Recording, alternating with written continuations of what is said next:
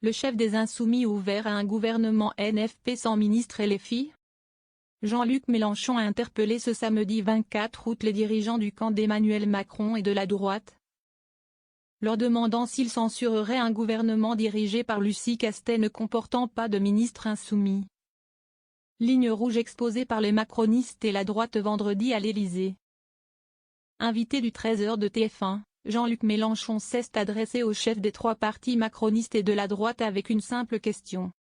Le gouvernement de Lucie Castet, s'il ne comportait aucun ministre insoumis, est-ce que vous vous engagez à ne pas voter la censure et à lui permettre d'appliquer le programme pour lequel nous sommes arrivés en tête des élections législatives?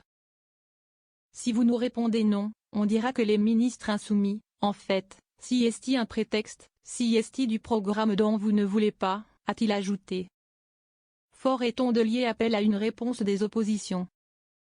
Une formule reprise dans la foulée par le patron du Parti socialiste Olivier Faure, qui a estimé sur X, anciennement Twitter, que Jean-Luc Mélenchon ouvre la voie à un soutien sans participation de la France insoumise à un gouvernement Lucie Castet. Le prétexte de la présence de ministres filles n'existe plus.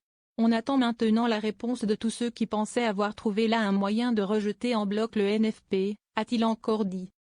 La secrétaire nationale des écologistes Marine Tondelier a de son côté estimé que la déclaration de Jean-Luc Mélenchon met le camp Macron face à ses responsabilités, et affirme que ses troupes attendent avec impatience la réponse des chefs de parti Renaissance, Horizon et Modem.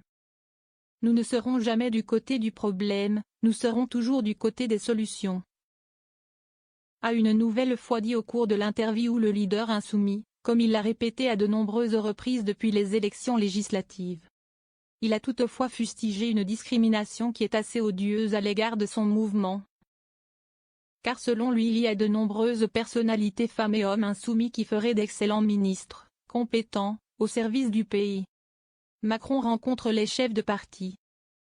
Le président de la République a entamé vendredi à l'Élysée un cycle de consultation des chefs de parti et de groupes parlementaires censé déboucher sur la nomination d'un Premier ministre.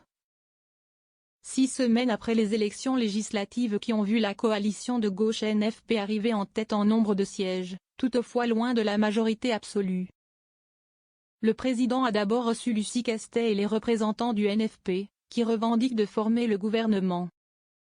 À la sortie, la haut fonctionnaire désignée par le NFP a jugé le président lucide sur le souhait d'un changement d'orientation politique après ce scrutin.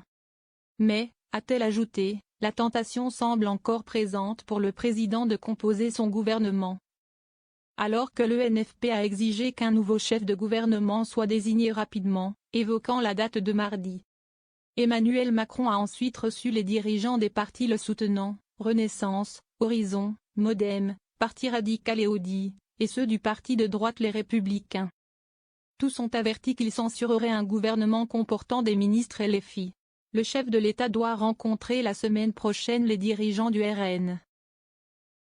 Les macronistes cherchent depuis les législatives les voies d'une entente avec la droite dans le but de supplanter le NFP en nombre de sièges. Une stratégie qui a permis, via un accord avec LR, la réélection à la présidence de l'Assemblée Yaël Braun-Pivet, mais qui achoppe sur le refus du président de LR Laurent Wauquiez de toute coalition ou participation gouvernementale. Si vous ne nommez pas Madame Lucie Castet, vous aurez une motion de destitution, a de son côté promis une nouvelle fois Jean-Luc Mélenchon ce samedi, réitérant une menace dégainée il y a quelques jours mais qui a peu de chances d'aboutir, car elle nécessiterait le vote des 2 tiers de l'Assemblée nationale et du Sénat.